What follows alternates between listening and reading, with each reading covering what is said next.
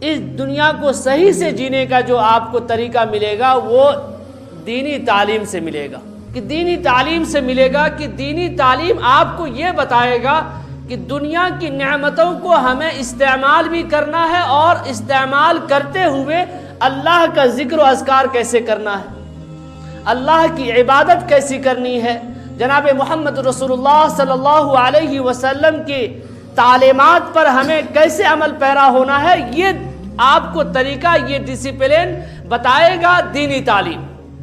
دینی تعلیم سے جو لوگ دور بھاگ رہے ہیں وہ یہ سمجھتے ہیں کہ دینی تعلیم حاصل کرنے والوں کی دنیا کے اندر کوئی قدر نہیں، اس کی کوئی عزت نہیں، 10-12 ہزار 15 ہزار کی سیلری ہے، اور پھر اس کے بعد عوام کے ایسے ایسے الفاظ ان کے کانوں میں پہنچتی ہے تو لوگ سمجھتے ہیں کہ اس کی کوئی عزت نہیں ہے۔ لیکن جناب محمد رسول اللہ صلی اللہ علیہ وسلم فرماتے ہیں، حضرت ابو ہریرہ رضی اللہ تعالیٰ عنہ روایت کرتے ہیں کہ اللہ کے رسول نے ارشاد فرمایا کہ جو لوگ قرآن کریم کو یاد کرتے ہیں ان کا مقام کیا ہوگا، ان کا مرتبہ کیا ہوگا، تھوڑا سنیں، ان کا مقام کیا ہوگا۔ حضرت ابو ہریرہ رضی اللہ تعالیٰ عنہ روایت کرتے ہیں کہ قرآن آ کر سفارش کرے گا کہ اے اللہ اس انسان کو مزین فرما دیجئے، اس کو سنوار دیجئے، اس کو مطلب جس طرح سے انسان سنورتا ہے دنیا میں، کبھی میک اپ کرتا ہے، اچھے لباس پہنتا ہے، تو آ کر کہے گا قرآن کہ اسے مزین فرما دیجئے، اسے سنوار دیجئے۔ تو اللہ کے رسول نے ارشاد فرمایا کہ اس قرآن یاد کرنے والے شخص کو ایک خوبصورت چمکتا ہوا تاج پہنایا جائے گا۔ قرآن یاد کرنے والے کا مقام دیکھیے۔ قرآن پھر آ کر سفارش کرے گا، اے اللہ اسے اور مزین فرما دیجئے، اور خوبصورت بنا دیجئے۔ اللہ کے رسول ارشاد فرماتے ہیں اسے ایک دم مکرم خوبصورت لباس پہنایا جائے گا۔ قرآن پھر تیسری مرتبہ آ کر سفارش کرے گا کہ اے اللہ اسے اور مزین فرما دیجئے، اور خوبصورت بنا دیجئے، یہاں تک کہ اللہ اس انسان سے کہے گا، اس شخص سے کہے گا کہ اے میرے بندے قرآن پڑھتا جا اور چڑھتا جا، اور اس کے جو مقام ہوں گے، ان کے جو درجات ہوں گے وہ بلند ہوتے چلے جائیں گے، اور اللہ کہے گا کہ آخری منزل تمہاری وہیں پر ہوگی جہاں قرآن کی آخری آیت پوری ہوگی۔ یہ ہے قرآن کریم یاد کرنے والوں کا مقام۔ اب قرآن کریم جو لوگ یاد کرتے ہیں اس کے ماں باپ کا مقام کیا ہے؟ جناب محمد رسول اللہ صلی اللہ علیہ وسلم نے ارشاد فرمایا کہ میدان حشر قائم ہوگا اور قرآن یاد کرنے والوں کے ماں باپ کا جو مقام ہوگا وہ اس طرح سے ہوگا کہ اس کے ماں باپ کو اللہ ایسا تاج پہنائے گا کہ جس کی روشنی سورج کی روشنی سے بھی زیادہ ہوگی۔ سورج کی روشنی سے انسان آنکھیں نہیں ملا سکتا۔ سورج کو آپ دیکھیں گے کچھ دیر، 10 سیکنڈ 20 سیکنڈ 30 سیکنڈ یا 1 منٹ آپ دیکھ لیں، اس کے بعد آپ کی آنکھوں پر وہ کیا آنکھیں بھج کرنے لگتی ہے، آپ دنیا کو صحیح سے نہیں دیکھ پائیں گے کچھ دیر کے لیے۔ تو اللہ کے رسول نے فرمایا کہ اس کو ایسا تاج پہنایا جائے گا کہ جو سورج کی روشنی سے بھی زیادہ چمکدار ہوگی۔ پھر اس انسان کو، اس کے ماں باپ کو تو ایسے جوڑے پہنائے جائیں گے، ایسے لباس پہنائے جائیں گے جس کی پوری دنیا قیمت نہیں بن سکتی۔ قیمت پوری دنیا آپ خرید لیں اور اس کو بیچ دیں، اور اس لباس کا اگر آپ چاہیں کہ میں قیمت ادا کر دوں، آپ ادا نہیں کر سکتے، پوری دنیا اس کی قیمت نہیں بن سکتی۔ ایسے 2 جوڑے پہنائے جائیں گے ماں باپ کو۔ وہ ماں باپ کہے گا کہ اللہ یہ مجھے کس چیز کے بدلے پہنائے جا رہا ہے، یہ مقام و مرتبہ کس چیز کے بدلے دیا جا رہا ہے، جبکہ میں تو دنیا میں کوئی ایسا عمل نہیں کیا ہوں جس کی وجہ سے مجھے یہ انعام و اکرامات ملنی چاہیے۔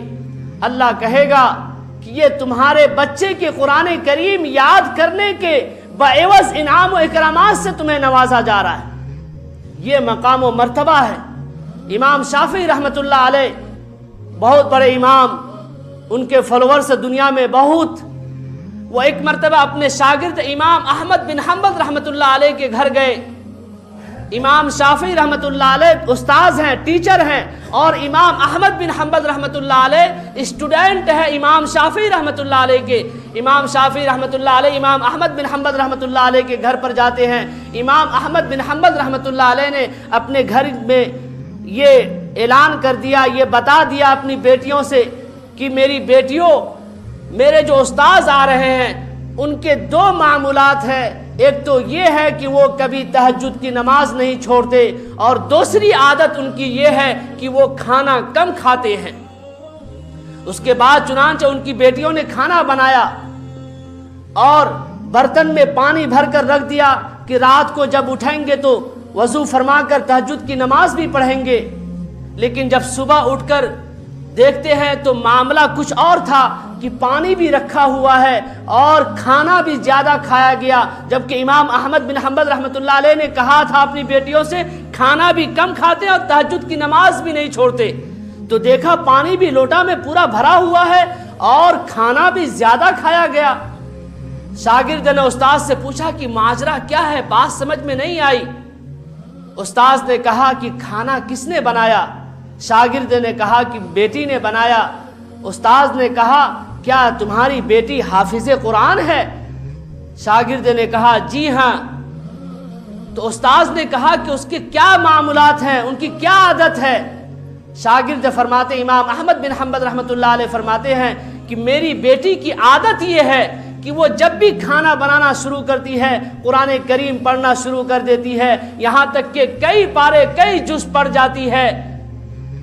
امام شافعی رحمۃ اللہ علیہ فرماتے ہیں اس قرآن کی برکت کی وجہ سے کھانا اتنا لذیذ ہوا کہ میں کھانا کھاتا گیا یہاں تک کہ زیادہ کھانا کھا لیا، اور اس قرآن کریم کی آیتوں کی برکت سے میں پوری رات حدیث لکھتا رہا، اور وہی عشاء کی وضو سے میں تہجد کی نماز بھی پڑھا۔